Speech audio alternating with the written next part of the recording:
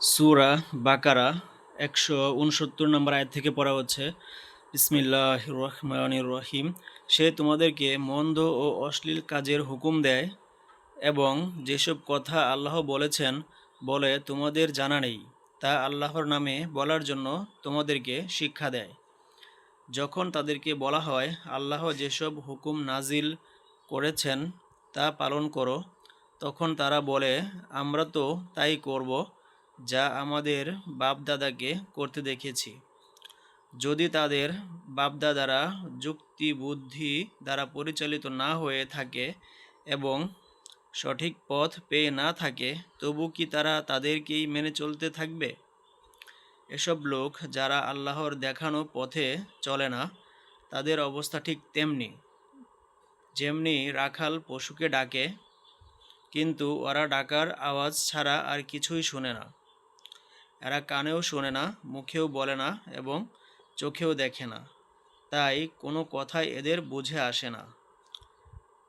হে ওইসব লোক যারা ঈমান এনেছ, যদি তোমরা সত্যি আল্লাহরই ইবাদতকারী হও, তাহলে আমি তোমাদের যেসব পাক পবিত্র জিনিস দান করেছি তা খাও ও আল্লাহর শুকরিয়া আদায় করো।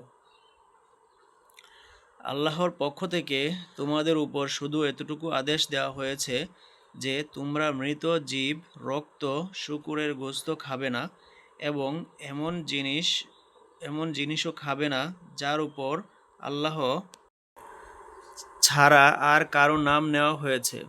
অবশ্য যে খুব বেশি ঠেকা অবস্থায় পড়ে যায় সে যদি ওইসব জিনিস থেকে কিছু খায়, কিন্তু তার যদি আইন অমান্য করার নিয়ত না থাকে এবং ঠেকা পরিমাণের বেশি না খায়, তাহলে তার কোনো গুনাহ ধরা হবে না।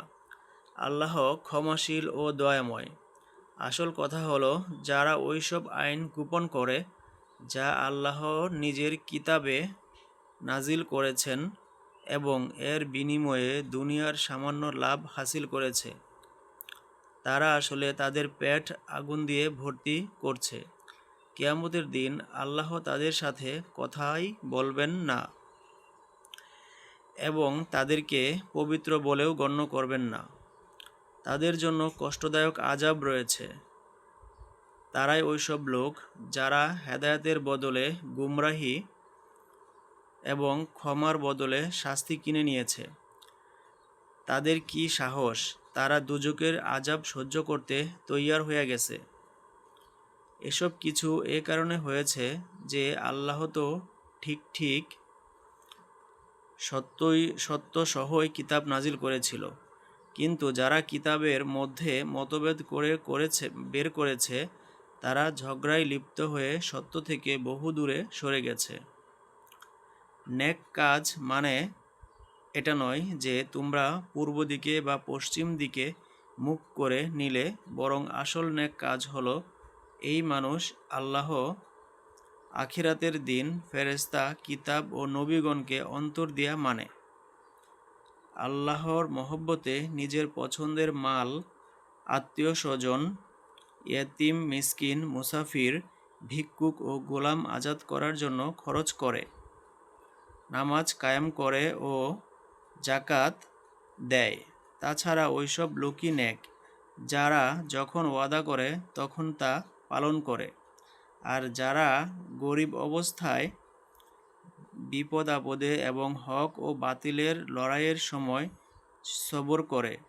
আসলে এরাই সৎপন্থী এবং এরাই মুত্তাকি।